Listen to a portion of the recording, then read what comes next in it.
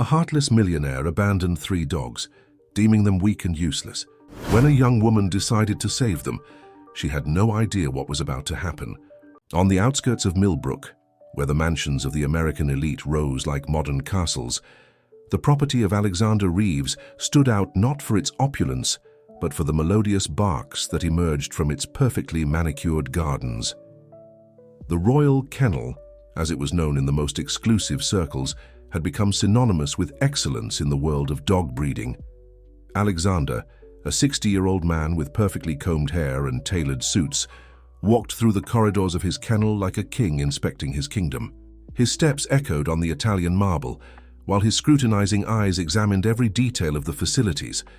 The walls were adorned with hundreds of trophies and awards, testimony to 2 decades dedicated to the pursuit of canine genetic perfection.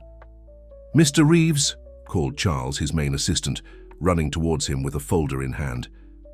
"Luna's litter is about to be born.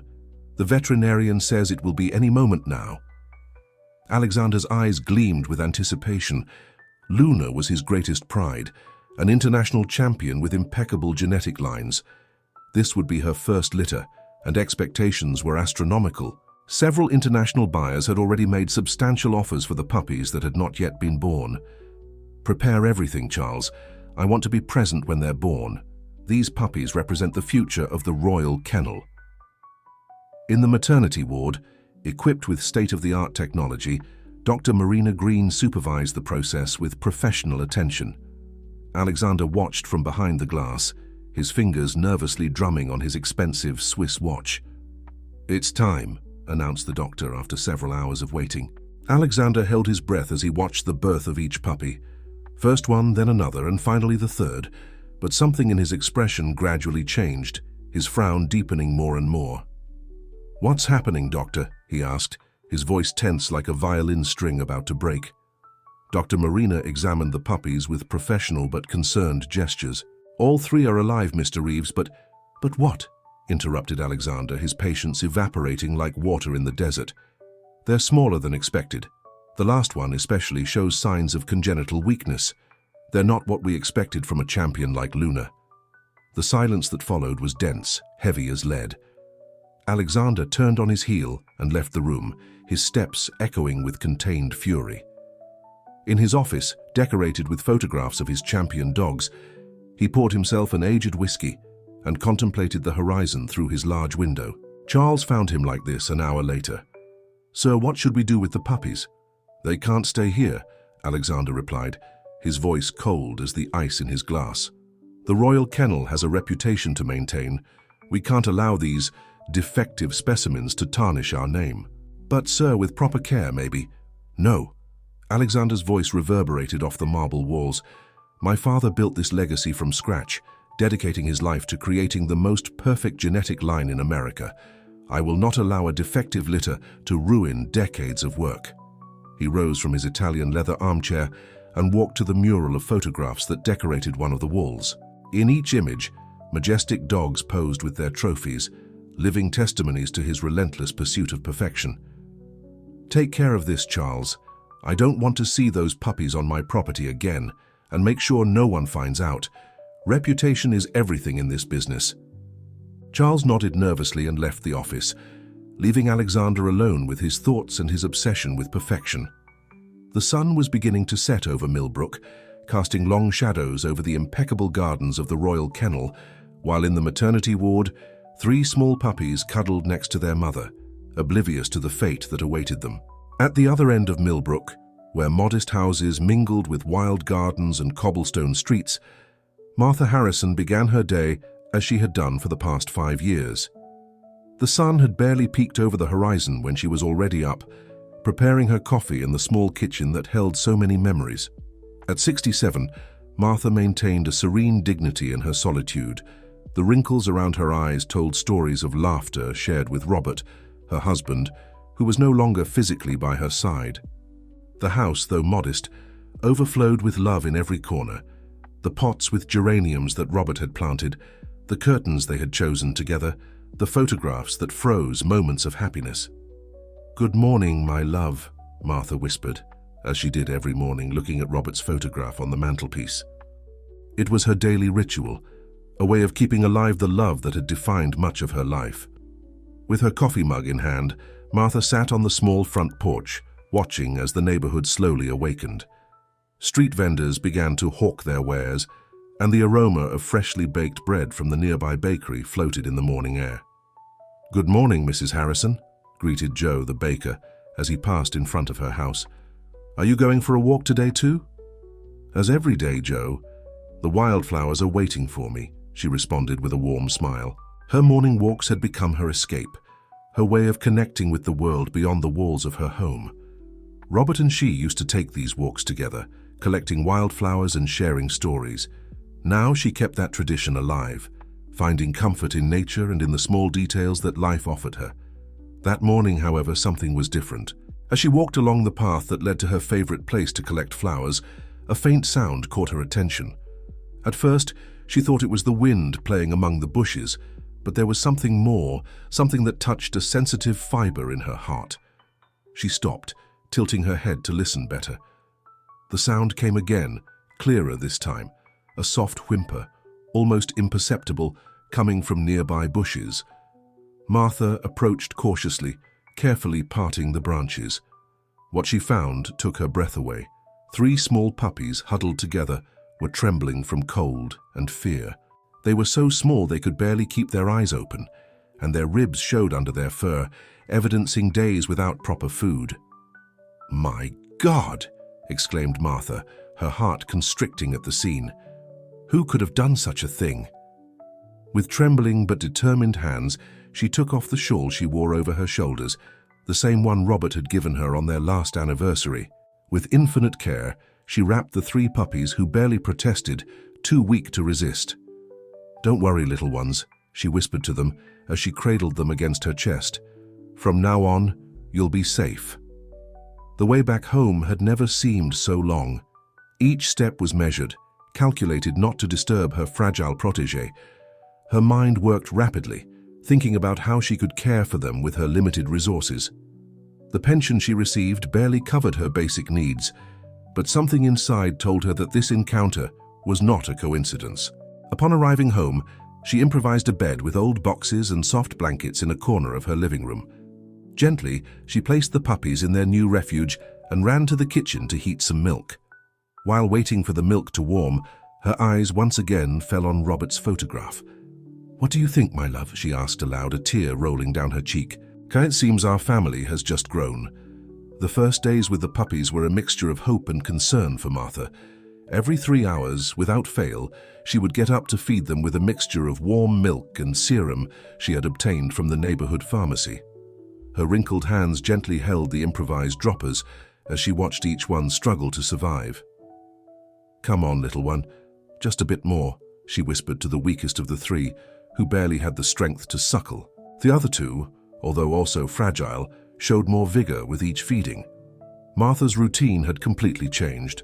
Her morning walks were replaced by feeding and cleaning sessions. The wildflowers she used to collect now adorned the puppies' improvised nest, filling the house with their aroma and color. "Martha, Martha!" The shrill voice of Rita, her lifelong neighbor, interrupted one of these feeding sessions. "Is it true what people are saying, that you're taking in stray dogs?" Martha sighed deeply before opening the door. Rita, with her hair dyed an intense red and her thick purple-framed glasses, entered without waiting for an invitation, the noise of her heels resonating on the wooden floor. "Good heavens, Martha! Have you gone crazy?" she exclaimed upon seeing the puppies. "How are you going to support 3 dogs on your pension? You barely have enough for yourself." "Rita, I couldn't leave them abandoned," Martha responded firmly, while the smallest puppy trembled in her hands. "They need help. What you need is common sense." First, it was the flowers, then talking alone to Robert's photo, and now this. People will start to think you've lost your mind. The comment about Robert hurt more than any other criticism, but before Martha could respond, a male voice interrupted from the open door. "Good morning. Am I interrupting something?" Peter Johnson, Robert's old friend, peeked in with his characteristic kind smile. At 70 years old, he maintained a distinguished bearing and a gaze that radiated kindness. "Peter!" exclaimed Martha, grateful for the interruption. "Come in, please." Rita, visibly uncomfortable with Peter's presence, mumbled an excuse and left quickly, but not before casting a final disapproving look at the puppies. Peter approached with interest the box where the two larger puppies were resting, while Martha continued holding the smallest one. "So these are the new tenants?" he asked with genuine curiosity. "I found them abandoned this morning," Martha explained, relating the whole story. "But Rita is right about one thing. I don't know how I'm going to be able to care for them properly." Peter carefully observed each puppy, especially the smallest one that was still trembling. "This one needs urgent veterinary attention," he commented with concern. "I know someone who could help us. Dr. Ramirez, remember? The veterinarian who used to treat Robert's dog." The mention of the dog she had shared with Robert brought tears to Martha's eyes. "But Peter, I can't pay for it. The consultation, the medicines." "You're not alone in this, Martha," interrupted Peter, placing a comforting hand on her shoulder. "Robert was like a brother to me, and you are family. Besides," he added with a mischievous smile, "I have some savings gathering dust in the bank." "I can't accept," Martha began, but Peter interrupted her again. "We can organize something to raise funds. I know many people in the neighborhood who would be willing to help. What do you think about a bazaar? You have those beautiful flowers you collect, and I could contribute some of my paintings." As they talked, the smallest puppy seemed to react to Peter's voice, wagging its tail slightly for the first time since Martha had found it. "Look," she smiled, "it seems he likes you." "And I like them," responded Peter, gently caressing the puppy's head. "Have you named them yet?" Martha shook her head. "Not yet. I wanted to be sure that—" "They will survive," Peter completed firmly. "With proper care and lots of love, these little ones will become beautiful and strong dogs. You'll see." The idea of the charity bazaar spread through the neighborhood like wildfire on dry grass. What began as a simple suggestion from Peter transformed into a movement that no one could have imagined in the quiet neighborhood of Millbrook. The news first reached Joe's bakery, then Carmen's flower market, and soon the entire community was involved. "Martha, look what I brought for the bazaar," exclaimed Teresa, Joe's young daughter, entering the house with a box full of freshly baked bread. "Dad says we can take special orders if people want more." Martha's living room had become an improvised operations center. Peter, sitting in the old armchair by the window, organized the donations in a notebook, while the puppies slept peacefully in their box, now lined with clean and soft blankets. "It's incredible how they've improved," commented Peter, observing the little ones, "especially after Dr. Ramirez's visit. The veterinarian had been a blessing. Besides treating the puppies for free, he had provided medicines and valuable advice for their care. The smallest one, although still weak, showed signs of recovery that filled Martha's heart with hope. "You know, I think it's time to name them," Martha suggested, sitting next to Peter. "We can't keep calling them the big one, the medium one, and the small one." "Do you have something in mind?" asked Peter, putting his notebook aside. Martha approached the box and gently stroked each puppy. "The big one, with his golden fur, reminds me of the sun at dawn. We could call him Sunny." "It's perfect," Peter nodded. "And the middle one? That mischievous one who's always curious about everything?" "Star," Martha replied without hesitation, "because his eyes shine like stars when he discovers something new." Both looked at the smallest one, who slept curled up between his brothers. Despite his size, he had shown surprising determination. "Hope," they said in unison, and then laughed at the coincidence. "Because he gave us all hope back," added Martha with tears of joy in her eyes. The sound of voices and footsteps in the street interrupted the moment. A group of neighbors was approaching the house, carrying boxes and bags. Among them, surprisingly, was Rita, although she kept somewhat apart from the group. "Martha, Peter," called Joe from the door. "We've been thinking, what if we have the bazaar in the central square? That way we could attract more people." The idea generated a murmur of approval among those present. The central square, with its century-old trees and picturesque fountain, was the heart of the neighborhood. "We could have music," suggested Carmen the florist. "My son plays in a band." "And I can make posters to announce it," offered Michael, the art teacher from the local school. While the neighbors enthusiastically discussed the details, Rita approached the puppies' box timidly. For a moment, her expression softened as she saw the little ones sleeping peacefully. "I have some old blankets," she muttered, avoiding looking directly at Martha. "They're a bit worn, but they're clean. They might be useful." Martha smiled, extending her hand towards her old friend. "All help is welcome, Rita. Would you like to meet Sunny, Star, and Hope?" The tension in Rita's face gradually dissolved as Martha introduced her to each puppy. Peter observed the scene with satisfaction, remembering the words Robert used to say, "Love has the power to melt even the hardest heart." The afternoon passed between plans and preparations. Neighbors came and went, bringing ideas and offers of help. Martha's house, which for so long had been wrapped in a cloak of loneliness, now overflowed with life and hope. The central square of Millbrook had never looked as colorful as on that Saturday morning. Under the clear sky, dozens of improvised stands formed a mosaic of colors and textures. Martha's wildflowers, now artistically arranged in small bouquets, decorated every corner of the bazaar, while the aroma of Joe's freshly baked bread mingled with the sound of the band's music. Come on in," invited Teresa, the baker's daughter, dressed in an apron decorated with paw prints that she had painted herself. "All proceeds go to help Mrs. Harrison's puppies." In a special corner of the square, Peter had set up a small gallery with his paintings. Among them stood out a newly finished portrait, the 3 puppies cuddled in their box, with Martha smiling at them tenderly. The image perfectly captured the kindness in the woman's eyes and the innocence of the little ones. "It's beautiful, Peter," Martha whispered, moved upon seeing the painting. "You've even captured the birthmark Hope has on his nose." "Beauty is in the details," he replied, adjusting his glasses, "and these little ones have many special details to tell." The puppies, now stronger after weeks of care, rested in an improvised corral near the main stand. Sunny, the biggest, curiously observed the visitors, wagging his golden tail every time someone approached. Star, always restless, tried to climb the walls of the corral, provoking laughter among the children watching him. And Hope, although still the smallest, had developed a sweet and brave personality that captivated everyone. "Is it true that you found them abandoned?" asked an elegant lady who had stopped to admire the puppies. "How can people be so cruel?"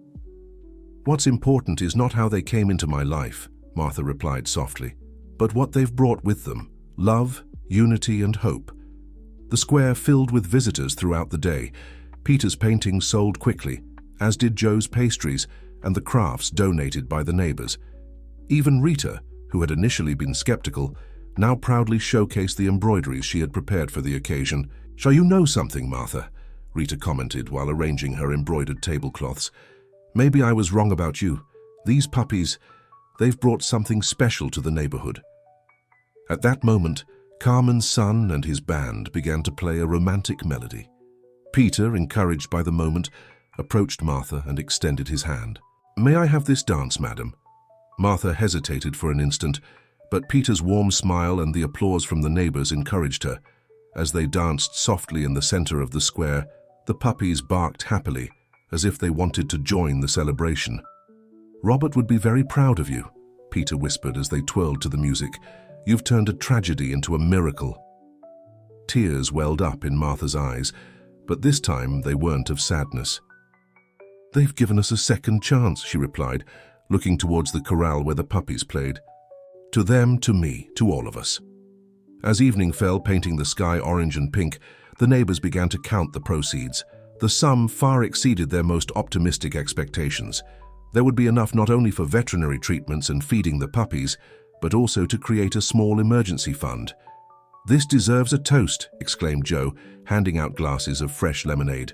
"To Martha and her 4-legged angels." "And to the community," added Peter, raising his glass. "Because when we unite, miracles happen." As the neighbors celebrated, Martha approached the corral and knelt beside her little ones. Sunny rested his head on her lap, Star licked her hand, and Hope, as always, curled up in her arms. 6 months had completely transformed the landscape of Martha's house. The small garden, once populated only by wildflowers, now included a space specially conditioned for 3 dogs that were growing with surprising vitality.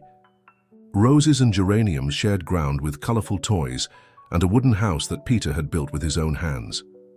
"Sonny, leave your sister alone," Martha called from the porch, watching as the now robust golden dog tried to steal Hope's favorite toy. Despite having become the smallest of the group, Hope had developed a firm character that made her hold her ground against her larger brothers. "It's incredible how they've grown," commented Peter, who had become a daily visitor to the house. Sitting in his favorite chair on the porch, he sketched the dog's movements in his notebook. "Especially Star. Look how he jumps over that fence." Indeed, the middle of the brothers had developed exceptional agility. He jumped, ran, and contorted with a grace that seemed to defy gravity. His bright eyes still betrayed his insatiable curiosity about the world around him. "Dr. Ramirez says he's never seen such a recovery," said Martha, serving 2 cups of freshly brewed coffee. "He says Hope especially is an extraordinary case." The smallest of the 3, who at first barely clung to life, now overflowed with energy and determination. Her reduced size seemed to be her advantage, allowing her to sneak and maneuver in spaces where her larger brothers couldn't reach. "You know, I've been thinking," Peter began, setting his notebook aside. "With all the progress they've made, they could participate in the basic training offered by the downtown Canine Club." Martha looked at him in surprise. The Canine Club was known for being one of the most prestigious in the region, where wealthy families took their purebred dogs. "Do you think they would accept them? After all, they're not purebred." "Purity is in the heart, Martha," Peter replied firmly. "Besides, I've been observing them. Sunny has incredible strength and endurance. Star could excel in agility. And Hope, she has something special, an intelligence that would surprise anyone." As they talked, Rita appeared at the garden entrance carrying a bag with leftovers from her famous chicken stew. Since the bazaar, she had become an unexpected ally, regularly visiting with little gifts for the dogs. "Look at these beauties!" she exclaimed as the 3 dogs ran to greet her. "Who would have thought they were those scared little puppies from months ago?" "Rita, what do you think?" Martha asked. "Peter suggests we take them to the Canine Club for training." "Magnificent idea," Rita responded enthusiastically.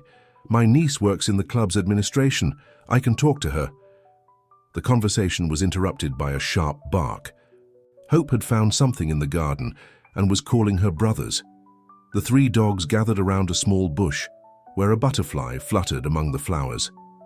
"Look at that," whispered Peter, quickly taking his notebook to capture the scene. They work together, communicate, take care of each other. Martha observed her 3 miracles with her heart swelling with pride. Sunny, protective and strong, stayed close to his siblings. Star, curious and intrepid, tried to reach the butterfly with precise jumps, and Hope, small but brave, directed the operation with soft but determined barks. "They're more than dogs," said Martha, her voice tinged with emotion. "They're the family that destiny gifted me." "And you are the family that destiny gifted them," added Peter, gently taking Martha's hand. The afternoon sun bathed the garden in a golden light, while the 3 dogs continued their play. In the air floated a sense of possibility that something new and exciting was about to begin. Life, which 6 months ago had seemed so lonely and predictable, was now full of surprises and new challenges to face. The Millbrook Canine Club stood imposing in one of the most exclusive areas of the city. Its first-class facilities included spacious training fields, professional obstacles, and architecture that blended colonial style with modern touches. For Martha, who arrived in Peter's old car with her 3 dogs, the contrast was intimidating. "I'm not sure about this, Peter," she murmured as they parked. Through the windshield, they could see several trainers working with purebred dogs, all with impeccable pedigrees and elegantly dressed owners. "Trust me," Peter replied, gently squeezing her hand, "and more importantly, trust them." Sunny, Star, and Hope observed everything from the back seat, their tails wagging in anticipation. Despite their humble origin, the 3 dogs radiated a special presence that was impossible to ignore. Aunt Rita was right. A young brunette in a club uniform approached, smiling. "I'm Anna, Rita's niece. We were expecting you." Anna guided them through the facilities, explaining the different training programs. As they walked, several instructors and participants stopped to observe the 3 dogs, who walked orderly next to Martha. "Their behavior is surprising," commented Anna. "Normally dogs get nervous on their first visit, but yours seem different." "They're special," Peter replied proudly. "They have something that can't be bought or bred. They have heart." They arrived at the evaluation area, where a serious-looking instructor was waiting for them. Gabriel Vasquez was known for his critical eye and his preference for purebred dogs. "So these are the dogs Anna told me about," he said, adjusting his glasses while examining each one. "Let's see what they can do." For the next hour, Gabriel put the 3 siblings to the test. To his surprise, each one showed extraordinary abilities. Sunny demonstrated exceptional strength and endurance on the obstacle course. Star dazzled everyone with his agility in the jumping circuit. And Hope, little Hope, showed an intelligence and learning capacity that left the instructor speechless. "It's unusual," Gabriel muttered, taking notes on his tablet. "They have characteristics that are normally only seen in very specific bloodlines." A group of spectators had formed around the evaluation area. Among them, an elegant woman approached Martha. "Your dogs are extraordinary," she commented with genuine interest. "They remind me of... But no, it must be a coincidence. By the way, I'm Eleanor Montgomery, organizer of the National Canine Championship." Martha shook her hand, noticing how Eleanor closely observed the 3 dogs, especially Hope. "How long have you had them?" Eleanor asked, not taking her eyes off the dogs. 6 months, Martha replied. "I found them when they were puppies." "Found?" Eleanor seemed intrigued. "Don't you know their origin?" Before Martha could respond, Gabriel interrupted with his final evaluation. "They have potential, a lot of potential," he declared. "I recommend the advanced program for all 3. With proper training, they could participate in regional competitions." "Competitions?" Martha looked at Peter with concern. "But the cost..." "We'll think about that later," Peter intervened.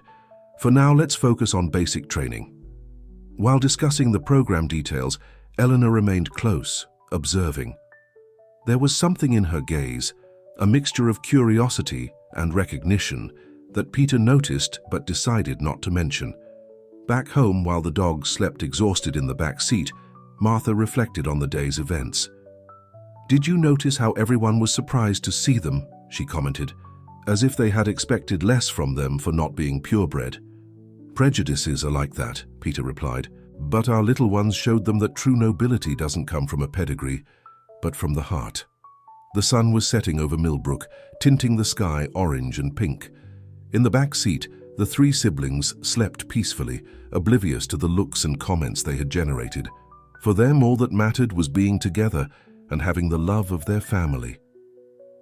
"I have a feeling," Martha whispered, looking at her dogs through the rearview mirror. "I feel this is just the beginning of something bigger." Peter nodded silently, thinking about Eleanor's intrigued look and the instructor's words about bloodlines. There were unanswered questions, but for now what mattered was that their dogs had proven their worth. The weeks of training at the Canine Club transformed everyone's routine. Every morning, Martha and Peter arrived punctually with Sunny, Star, and Hope, who progressed extraordinarily. Gabriel, the instructor, initially skeptical, now couldn't hide his amazement at the natural talent of the 3 siblings. "It's as if they had training in their blood," he commented one morning, while watching Star complete an agility circuit in record time. "There are movements that would normally take months to teach, and they execute them instinctively." Eleanor Montgomery had become a constant presence during the training sessions. From her discreet position in the stands, she took notes and made phone calls in a low voice.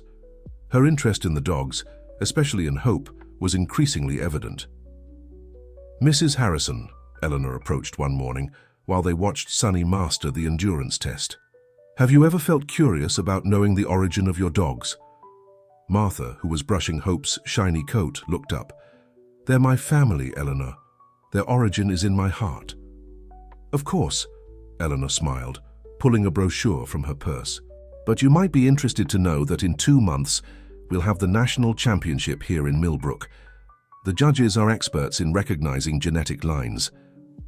Peter, who was listening to the conversation while helping Star with his exercises, noticed a particular gleam in Eleanor's eyes, as if she knew something that others ignored. "Are you suggesting we enter the dogs in the championship?" Peter asked. It would be a unique opportunity, Eleanor replied. The winner not only receives national recognition, but also the attention of the most prestigious breeders in the country. At that moment, Gabriel approached with his tablet, showing the progress records of the three siblings. "I've never seen anything like this," he commented, pointing to the graphs. "Their learning times are exceptional. Sunny has the endurance of a working champion. Star could compete in the most demanding agility tests. And Hope, she is simply extraordinary in obedience and intelligence tests." While the adults talked, the three dogs gathered near the club's fountain. Hope, as always, seemed to lead the interaction with her brothers through subtle gestures and soft barks. Their connection went beyond training. There was something almost telepathic in the way they communicated. "You know, they remind me of a champion I saw a long time ago," Eleanor commented, observing the siblings' interaction. "Luna, an exceptional dog from the Royal Kennel. She had that same gleam in her eyes that Hope has." Martha and Peter exchanged glances. It was the first time someone had mentioned a possible specific connection to the dog's past. "The Royal Kennel?" Peter asked cautiously. "Mr. Reeves's?" "The same," Eleanor nodded. "Alexander Reeves has dedicated his life to creating the most perfect genetic line in the country. Luna was his greatest pride, until she disappeared from competitions more than a year ago." A significant silence followed her words. The three dogs, as if sensing the tension of the moment, approached Martha, seeking her contact and protection. "The championship would be a great opportunity," Eleanor insisted, handing the brochure to Martha. "They could prove that a dog's true value isn't in its pedigree but in its heart and determination." As they returned home that afternoon, Martha remained unusually silent, holding the championship brochure in her hands. Peter, driving, observed her out of the corner of his eye. "What are you thinking about?" he finally asked. "About destiny," Martha replied, stroking Hope, who was dozing in her lap. "They've overcome worse things than a contest." The three siblings, as if understanding the importance of the moment, sat in perfect formation in front of Martha. Their eyes, full of love and trust, said more than any words could. The moment had arrived. The announcer's voice resonated through the exhibition center's loudspeakers, announcing the start of Group B competitions. The tension was palpable in the air as Martha and her dogs waited for their turn in the preparation area. "Remember," Gabriel whispered, adjusting Sunny's scarf one last time, "everything we've practiced. You're natural. You're special. Just be yourselves." Sunny would be the first to compete in the endurance and obedience category. The large golden dog walked with majesty next to Martha as they headed to the main track. In the stands, the neighbors cheered and waved small handmade banners. "Participant number 47, announced the presenter, "Martha Harrison with Sunny, in the advanced endurance and obedience category." From his position on the judges' panel, Alexander Reeves leaned forward, his eyes fixed on the golden dog entering the track. Next to him, Charles, his assistant, seemed increasingly nervous. "It's time," announced the doctor after several hours of waiting. The routine began. Sunny moved with a grace and precision that left the audience breathless. Each command was executed to perfection. Each movement flowed naturally into the next. His endurance was impressive, maintaining the same level of energy and concentration throughout the presentation. "Extraordinary," murmured one of the judges. "Look at that posture, that natural elegance." Alexander remained silent, but his expression was intense as he took detailed notes. Eleanor, observing from the side of the track, intercepted a significant look between him and Charles. When it was Star's turn in the agility category, the expectation was even greater. The prepared circuit was one of the most challenging seen in the championship, with complex obstacles and direction changes that would test even the most experienced dogs. Participant number 48, Martha Harrison with Star Elite Agility category. Star positioned himself at the starting line, his bright eyes fixed on the first obstacle. At the sound of the whistle, he became pure energy in motion. His speed and precision were astounding, navigating the circuit as if he had been born for it. "Impossible!" exclaimed another judge when Star completed a particularly difficult sequence with astounding ease. "That movement, it's identical to the Royal Kennel style." Alexander stood up from his seat, his knuckles white from gripping his pen. His eyes followed Star's every movement, and his face showed a mixture of amazement and something else: recognition. Finally, it was Hope's moment in the intelligence and problem-solving tests category. The smallest of the three siblings entered the track with a sure step, her reduced size contrasting with her dominant presence. Participant number 49, Martha Harrison with Hope, Special Intelligence Tests category. The silence in the venue was total as Hope faced each challenge. Problems that normally took minutes to solve, she completed in seconds. Her capacity for analysis and adaptation left spectators and judges alike stunned. "It's like seeing Luna again," Charles whispered, loud enough for Alexander to hear. The breeder's face visibly tensed. In the stands, Peter noticed that Eleanor was having a whispered conversation with several event officials.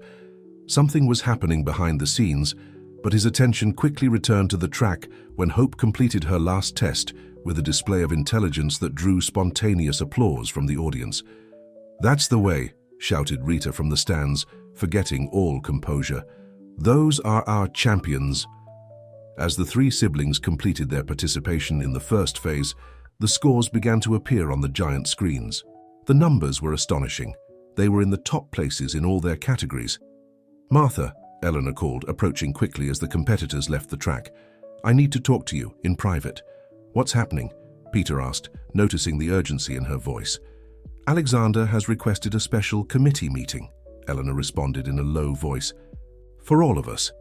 In the garden, Sunny, Star, and Hope performed their own dance at sunset, moving with a grace and coordination that seemed magical.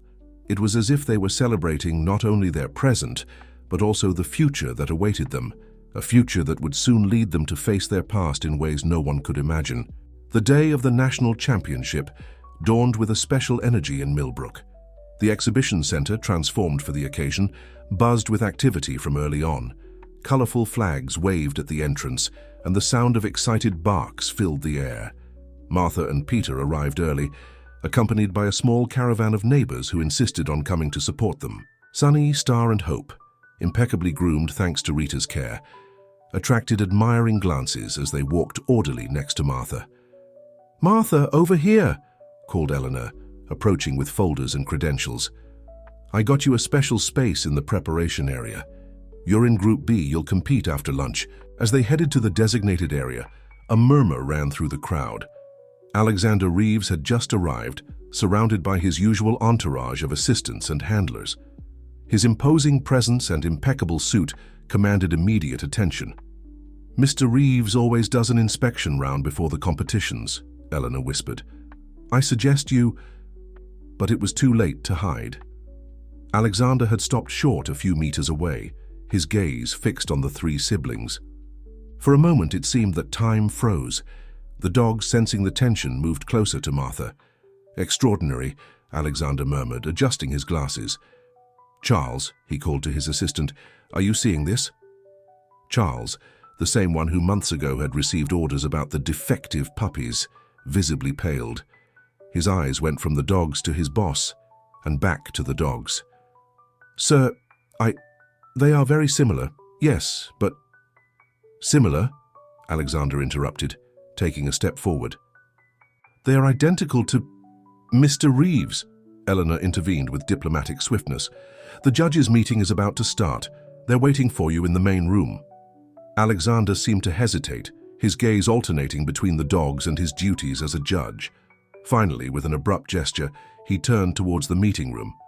But before leaving, he looked fixedly at Martha. "This conversation is not over, Mrs. Harrison," Martha responded calmly. "Martha Harrison." When Alexander walked away, Peter placed a protective hand on Martha's shoulder.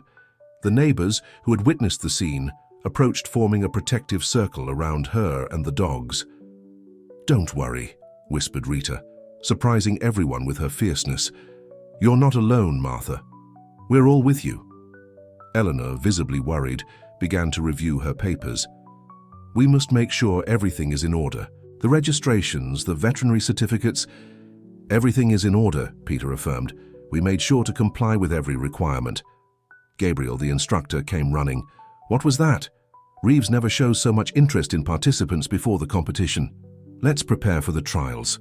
Martha responded with determination. That's all that matters now. In the preparation area, the three siblings seemed oblivious to the tension surrounding them. Sonny practiced his exhibition posture, Star elegantly stretched before his agility tests, and Hope, as always, observed everything with her intelligent and alert eyes. "Martha," Peter called softly. "Are you all right?" "You know what worries me, Peter," she responded, stroking Hope. "It's not what that man might say or do. I'm worried that someone who was capable of abandoning these wonderful creatures has so much power in this world of purebred dogs." An announcement over the loudspeakers interrupted the conversation. The competition was about to begin. Group A participants were called to the main track. "We have an hour," Gabriel informed. "Let's do a final review of the routines." As they practiced, Martha noticed that Eleanor was having a heated phone conversation in a corner.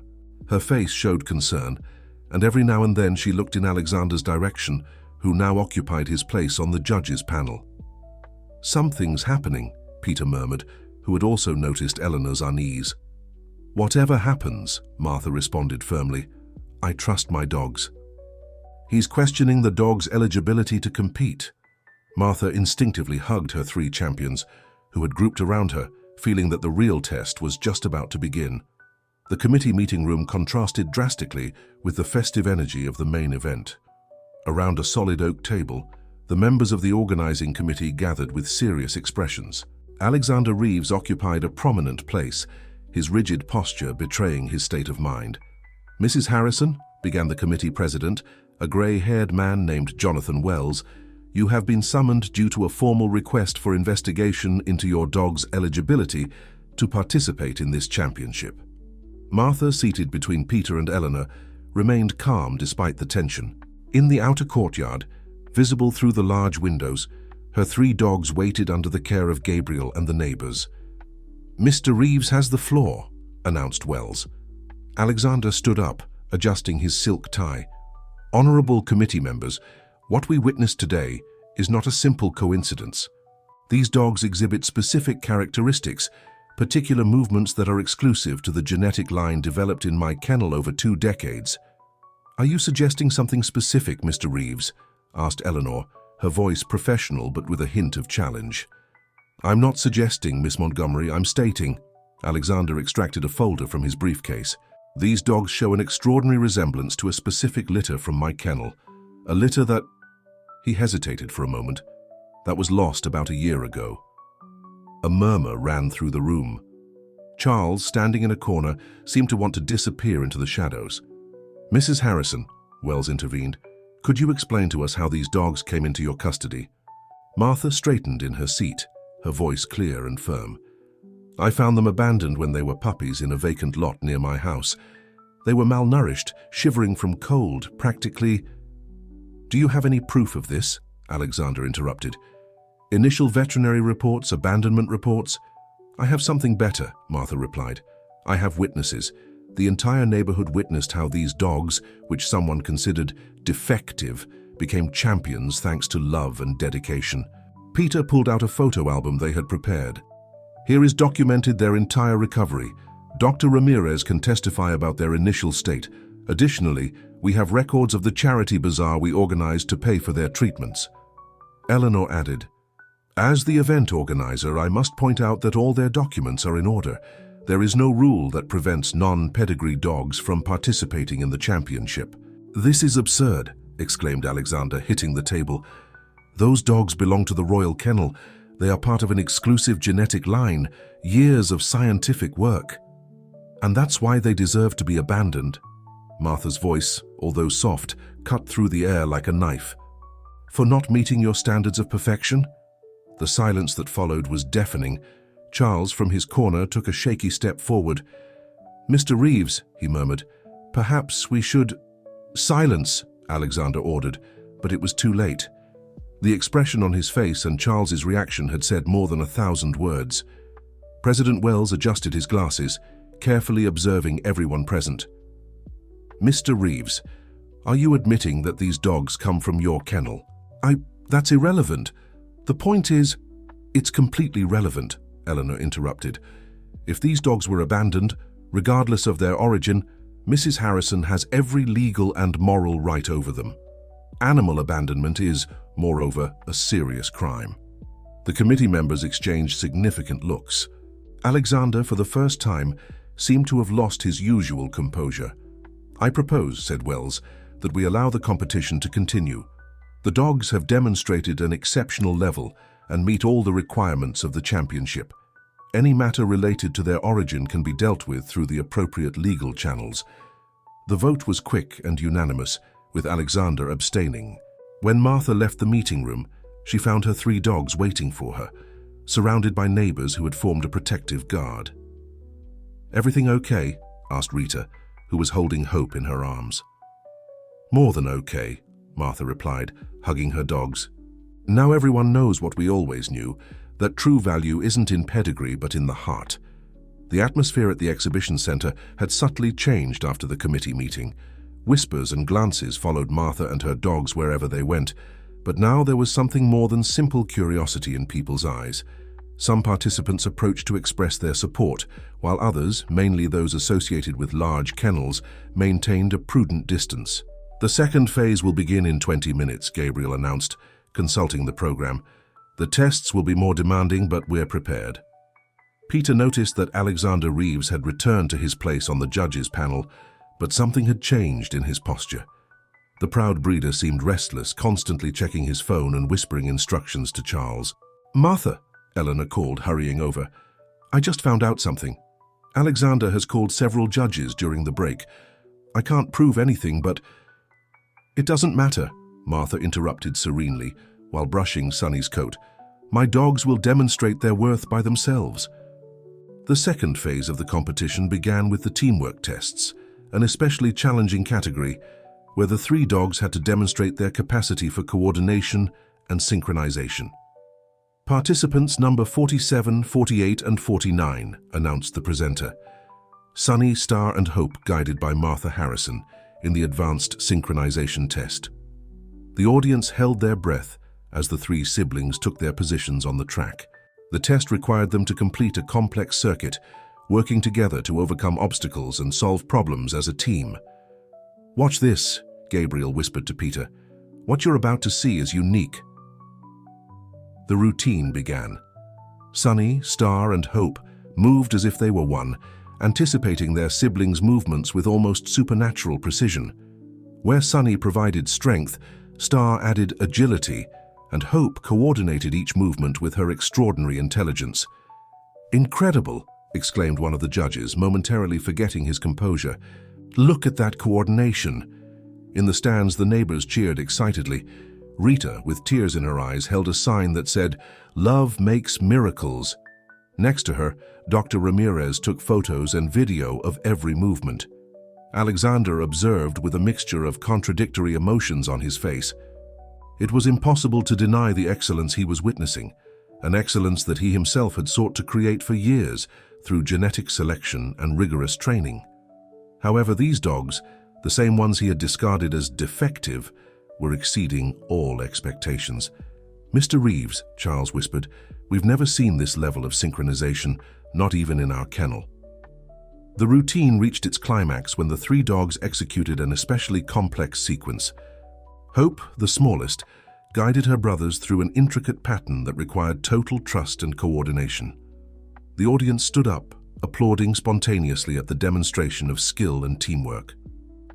"This goes beyond training," Eleanor commented to Peter. "It's pure love in motion." When the routine ended, the 3 dogs gathered around Martha, who hugged them with tears of joy. The audience applauded standing, and even some of the most stoic judges showed evident signs of emotion. The scores appeared on the screen, perfect numbers in synchronization, teamwork, and technical execution, a new record for the championship. "They did it!" shouted Gabriel, hugging Peter. "Simply extraordinary." But the celebration was interrupted by a sudden movement at the judges' table. Alexander had stood up abruptly, his face a mask of internal conflict. His eyes met Martha's for a moment, and in that instant, something seemed to change in his expression. "Mr. Reeves," Charles called, worried. "Are you all right?" Alexander didn't respond. Instead, He began to walk towards where Martha and the dogs were celebrating their triumph. The audience fell silent, anticipating what might happen next. The silence in the exhibition center was so dense it could be cut with a knife. Alexander Reeves stopped a few steps away from Martha and her dogs, his imposing figure casting a shadow over them. Sunny, Star, and Hope stood firm next to their protector, showing neither fear nor aggression. "Mrs. Harrison," Alexander began, his voice softer than anyone expected, "I need to speak with you." Peter took a step forward, placing himself protectively next to Martha, but she stopped him with a gentle gesture. "It's okay, Peter. Let's hear what he has to say." Alexander looked at the three dogs, pausing especially on Hope. The small dog returned his gaze with an intensity that seemed to affect him deeply. "She has the same eyes," he murmured, more to himself than to others. "The same eyes as Luna." "Luna," Martha repeated. "The mother you mentioned in the meeting." "My best champion," Alexander nodded, and for the first time, his voice betrayed genuine emotion. "These are her puppies, there's no doubt. Luna's last litter before—" He stopped as if the words weighed heavily on him. Eleanor approached, her notebook in hand. "Mr. Reeves, are you officially confirming that these dogs come from your kennel?" Alexander ignored the question, his eyes fixed on the dogs. "I declared them defective," he continued, his voice barely a whisper. "I was so obsessed with perfection, with maintaining the legacy of the royal kennel, that I forgot the most important thing." "And what's that?" Martha asked softly. "That true nobility isn't measured in inches or breed standards." Alexander slowly crouched down, extending a hand towards Hope. To everyone's surprise, the small dog approached, curiously sniffing his fingers. "Charles," Alexander called, and his assistant nervously approached. "Tell them the truth about Luna." Charles swallowed hard before speaking. Luna refused to be separated from her puppies. We had never seen her like that. When we tried to take her away from them, she stopped eating, she became depressed. Finally, he looked at his boss, seeking permission to continue. "Finally, I had to withdraw her from competitions," Alexander completed. "It was the first time I saw maternal instinct overcome years of training. I should have understood then." The audience listened in complete silence. Rita had approached and was now holding Martha's hand, while Peter remained firm by her side. "And where is Luna now?" Martha asked, though something in her heart already knew the answer. "At my home," Alexander replied, and for the first time, a small smile softened his features. "No longer at the kennel. She became my personal companion. It was she who taught me that I had been wrong all these years." He straightened up, looking around, aware that the entire championship was hanging on his words. "Mrs. Harrison, these dogs, you have achieved with love what I tried to accomplish with science and control for years. You've allowed them to develop their true potential, not the one I had predetermined for them." "Every living being deserves a chance," Martha responded simply. "And that's why," Alexander addressed the judges' panel, "I formally request to withdraw as a judge of this championship. I cannot be impartial in this case, and moreover," he looked at the dogs again, "I think I have a lot to learn about the true value of a champion." A murmur of amazement ran through the venue. Eleanor quickly took notes while the other judges consulted the regulations. Peter gently squeezed Martha's shoulder, who remained serene amidst the commotion. "There's something else," Alexander added, pulling an envelope from his jacket. "These are Luna's papers and those of her last litter. Legally, these dogs have a pedigree, although that now seems the least important thing. Mrs. Harrison, if you allow it, I'd like to register them officially, not for the royal kennel, but as what they are, a testimony that love can overcome any standard of perfection." The news of Alexander Reeves's resignation as a judge and his surprising revelation spread through the exhibition center like a shockwave. Participants, judges, and spectators commented in low voices, while Eleanor quickly coordinated with the organizing committee the necessary adjustments to continue with the championship. "Mr. Reeves," President Wells called, "your resignation as a judge has been accepted. However, we'd like to invite you to remain as a distinguished spectator." Alexander nodded, but his attention remained focused on the three dogs and Martha. "There's something else you should know," he said, now addressing all those present. "Luna wasn't just my best champion. She taught me the most important lesson of my life, although it took me too long to understand it. Charles approached with a tablet showing photographs and records. Luna comes from an exceptional genetic line, but what made her truly special was her emotional intelligence, her capacity for connection, characteristics that were traditionally not valued in competition standards. And those characteristics, Alexander continued, manifested powerfully in this litter. But I was so blinded by my prejudices, by my obsession with physical standards, that I considered them defects instead of gifts. Martha, who had remained silent, gently stroked her 3 dogs while listening. Why are you telling us all this now? Because seeing your dogs today, seeing how they have flourished under your care, has made me understand the magnitude of my error, not only with them, but with all the dogs I've judged solely by their appearance or measurements. Dr. Ramirez, who had approached the group, intervened. As a veterinarian, I've always maintained that an animal's emotional well-being is as important as its physical health. What Martha has achieved with these dogs is extraordinary precisely because she focused on their overall well-being. And that's why, Eleanor added, I believe this championship will mark a before and after in the history of canine competitions in America. The afternoon was advancing, and the competition had to continue. The remaining judges, freed from Alexander's influence, seemed to evaluate all participants with a new perspective. The final tests began, but now there was a different atmosphere in the venue. Sunny, Star, and Hope continued to demonstrate their exceptional abilities, but now the public could appreciate something more than their technical prowess. They saw the special bond between them, the way they communicated and supported each other, the pure joy with which they performed each test. Look, Peter whispered to Martha during one of the presentations, they're changing the way people see competition dogs. It was true. Other participants were beginning to show more affection towards their dogs, focusing less on technical perfection and more on emotional connection. Some handlers even approached Martha to ask for advice on training based on love and patience. Alexander observed everything from the stands, sitting next to Rita, who surprisingly had struck up a cordial conversation with him. You know something, Rita commented. When Martha found these little ones, I was one of those who opposed it.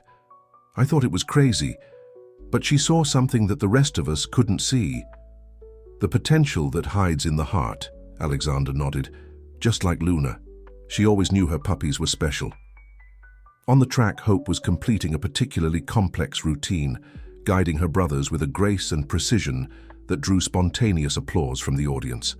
Her small size, previously considered a defect, now revealed itself as a unique advantage in certain maneuvers. I've been thinking, Alexander said to Martha during a break, about transforming the Royal Kennel, making it more than a selective breeding center, maybe a place where dogs can develop their natural potential, where love and care are as important as genetics. Martha's eyes lit up. That would be wonderful, and I'm sure Luna would be proud. Would you like to meet her? Alexander asked with an uncharacteristic shyness. She's at my home, as I said. I think she should meet her puppies, now that they're champions in every sense of the word. Alexander Reeves's mansion, located in the most exclusive part of Millbrook, was very different from the cold and systematic Royal Kennel. The garden, though impeccably maintained, had a more natural and welcoming air. Wildflowers grew among the perfectly trimmed bushes, as if nature had begun to reclaim its space. Luna usually spends her afternoons here, Alexander explained as he guided Martha, Peter, and the 3 dogs through the garden. Since I brought her to live with me, everything changed. She changed me. The sound of soft steps on the grass caught everyone's attention. A beautiful golden-coated dog appeared from a side path. Her bearing was majestic, but there was a sweetness in her eyes that contradicted the image of physical perfection for which she had been famous. Sunny, Star, and Hope stood completely still. Their ears rose, their noses moved, capturing a familiar scent, forgotten but stored in the deepest part of their memory. Luna also stopped, her eyes fixed on the 3 dogs. It's incredible, Peter whispered. It's as if time hadn't passed. The next moment seemed to unfold in slow motion. Luna took a step forward, and as if responding to an invisible signal, the 3 siblings advanced towards her. There were no barks or sudden movements, just a soft and deliberate approach. Hope, the smallest, was the first to reach Luna. The large dog lowered her head, gently touching her daughter's nose with her own. The gesture triggered a chain reaction. Sunny and Star joined the encounter, and soon all four dogs were together, recognizing each other, recovering lost time. Luna never forgot, Alexander said, his voice breaking with emotion. For months after we separated them, she would go to the puppy area every night. I would find her there every morning, waiting. Martha wiped away a tear as she observed the scene. Luna was now surrounded by her 3 children, and her body language expressed deep joy and peace. Soft barks and playful movements began to fill the garden. "Look at Hope," Peter pointed out. The small dog had inherited not only her mother's eyes, but also her gestures and the way she gently led her brothers. "The last test of the championship is tomorrow," Alexander reminded them. Would you like Luna to come? I think it would do her good to see what her puppies have become." "Of course," Martha replied without hesitation. "She should be there. This victory is hers too." While the dogs played in the garden, the humans sat on the porch to have tea. The afternoon was gently falling over Millbrook, painting the sky in golden and pink hues. "You know, I've been thinking," Alexander said, watching Luna play with her children. "Perhaps the true purpose of the Royal Kennel wasn't to create perfect dogs, but to allow each dog to reach its own form of perfection." "Like Hope," Martha nodded. Her size turned out to be her greatest advantage in the agility tests. "And Sunny's sensitivity," Peter added, "which some might have seen as weakness, but which makes him exceptional in teamwork." "Not forgetting Star's tireless curiosity," Alexander completed. "Characteristics that I would have tried to eliminate through selective breeding, but which turn out to be invaluable gifts." Luna approached the porch, followed by her 3 children. She sat next to Alexander while Sunny, Star, and Hope settled around Martha. The image was powerful. 2 families previously separated by prejudices and obsession with perfection, now united by love and understanding. "Tomorrow," Alexander said, "when they go up to the podium, it won't just be a victory for you. It will be a testimony that true value is not measured in standards or categories, but in the capacity to love and be loved." The sun was beginning to set, but no one seemed to be in a hurry to leave. In the garden of the Reeves mansion, surrounded by the scent of wildflowers and the sound of happy barks, everyone felt they were witnessing something extraordinary, the healing of old wounds and the birth of a new way of understanding true nobility. The last day of the national championship dawned radiantly in Millbrook. The exhibition center was packed.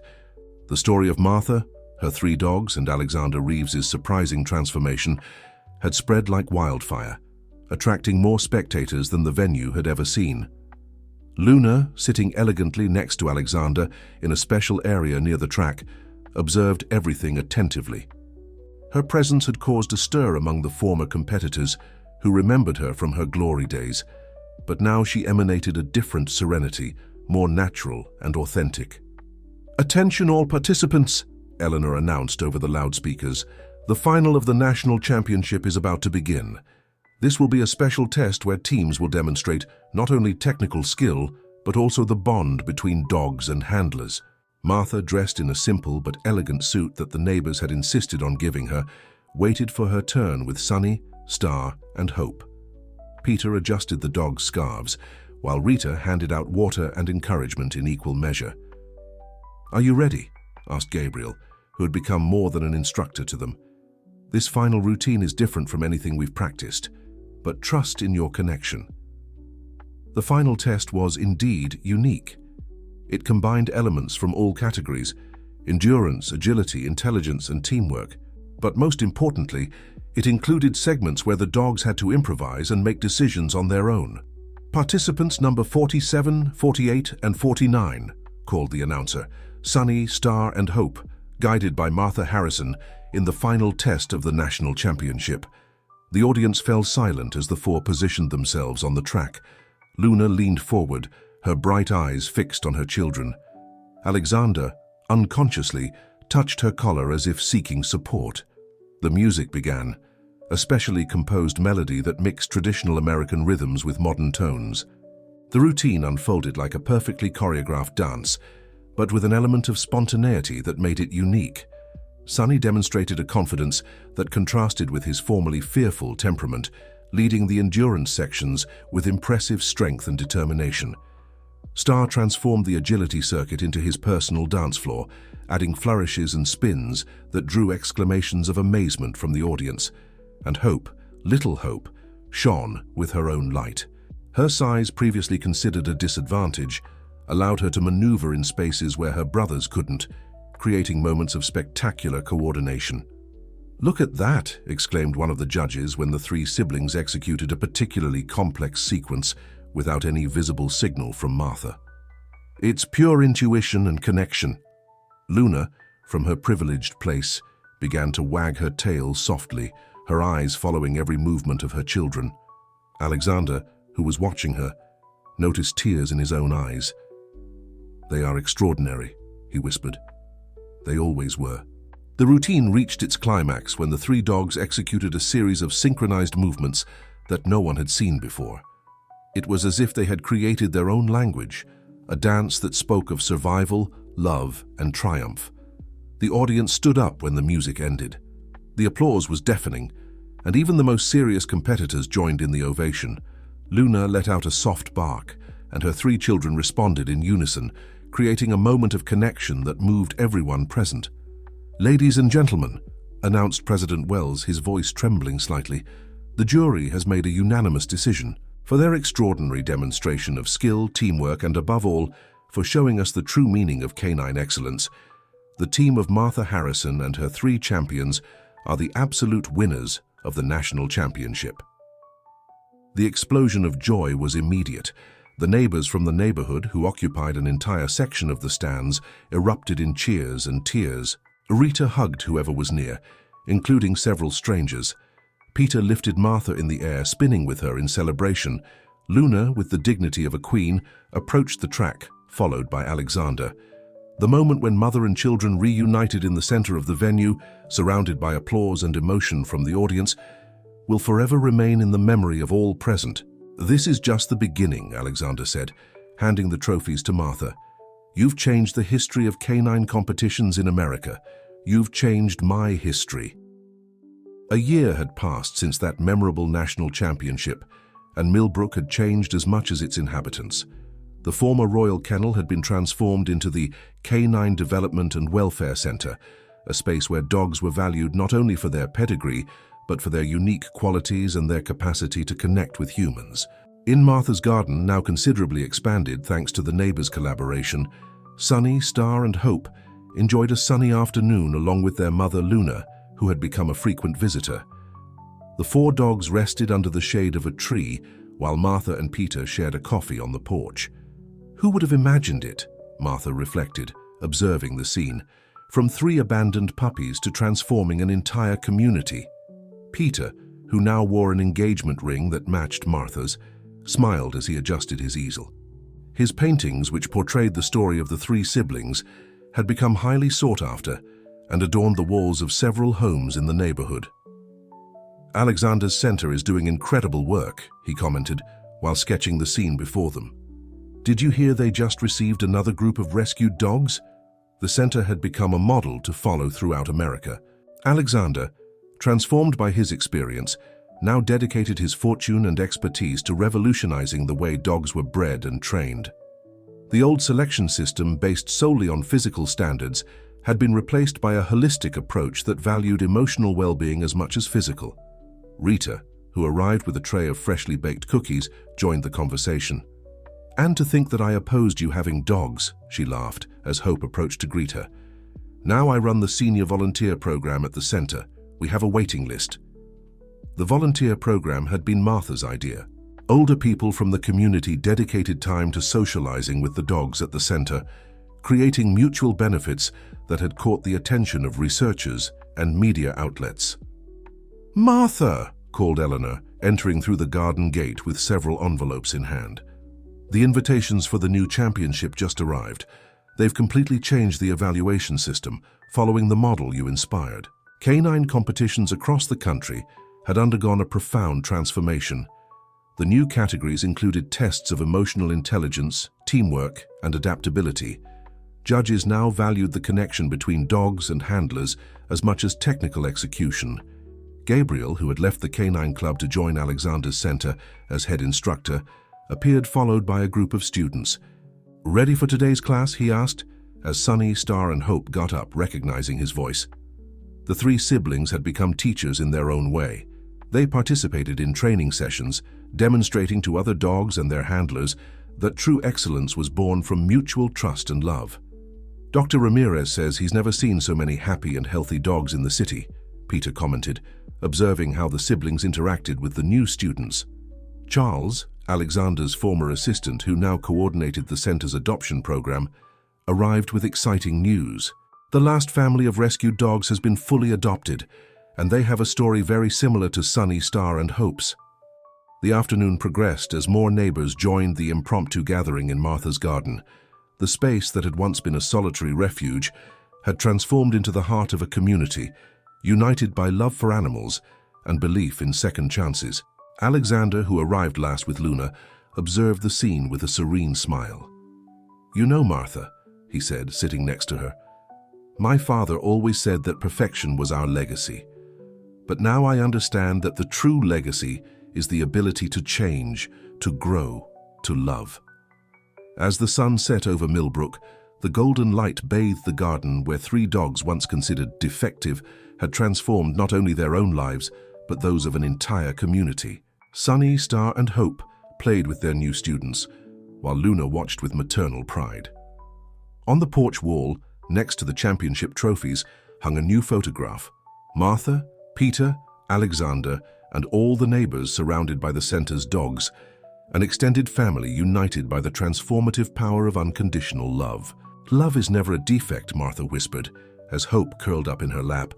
"It's the only perfection that truly matters." As the evening deepened, the garden buzzed with conversation and laughter. The story of Sunny, Star, and Hope had become a legend in Millbrook, inspiring countless other rescue efforts and changing attitudes towards animal welfare across the region. Gabriel gathered everyone's attention, clearing his throat. "I have an announcement to make," he said, his eyes twinkling with excitement. "The American Kennel Club has officially recognized our Millbrook method of training and evaluation. It will be implemented in competitions nationwide next year." A cheer went up from the assembled crowd. This recognition was more than just a victory for Martha and her dogs. It was a paradigm shift in the world of dog breeding and competition. Alexander, who had been deep in conversation with Dr. Ramirez, stood up. "There's more," he added. "We're establishing a foundation in Luna's name. It will fund research into canine cognition and emotion and support shelters across the country in implementing our holistic care approach." Martha felt tears welling up in her eyes. She looked at her three dogs, now respected teachers and beloved family members, and marveled at how far they had come. Sunny, sensing her emotion, padded over and rested his head on her knee, while Star and Hope crowded close, forming a protective circle around her. Peter wrapped an arm around Martha's shoulders. "You know," he said softly, "when you first brought these three home, I thought you were just saving some abandoned puppies. But the truth is, you started a revolution." Rita, overhearing, chimed in with a chuckle. "A revolution of the heart, that's what it is. Who would have thought that the key to bringing out the best in dogs and people was simply love and understanding?" As the party continued into the night, with Luna and her children at the center of attention, Martha reflected on the journey that had brought them all to this moment. From a lonely widow finding purpose in three discarded puppies to the heart of a movement changing the way the world viewed dogs, it had been an extraordinary adventure. The garden, once her solitary refuge, now pulsed with life and possibility. It was more than just a gathering of neighbors. It was a symbol of what could happen when compassion and determination came together. "You know what, Peter?" Martha said, gazing out at the joyful scene before her. "I think this is just the beginning. There's so much more we can do, so many more lives we can touch, both human and canine." Peter nodded, his eyes shining with the reflection of the future they were building together.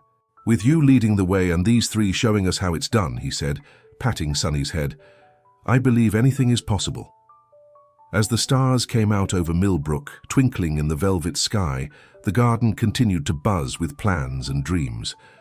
The story of Sunny, Star and Hope, once abandoned and deemed unworthy, now beacons of a new understanding, was far from over. In fact, it was clear to everyone present that their greatest chapters were yet to be written. In that moment, surrounded by friends both human and canine, Martha knew with certainty that love truly was the greatest perfection of all. And in nurturing that love, in sharing it freely and without condition, they were creating a legacy that would endure far beyond championships and accolades, a legacy of compassion, understanding, and the unbreakable bond between humans and their faithful companions.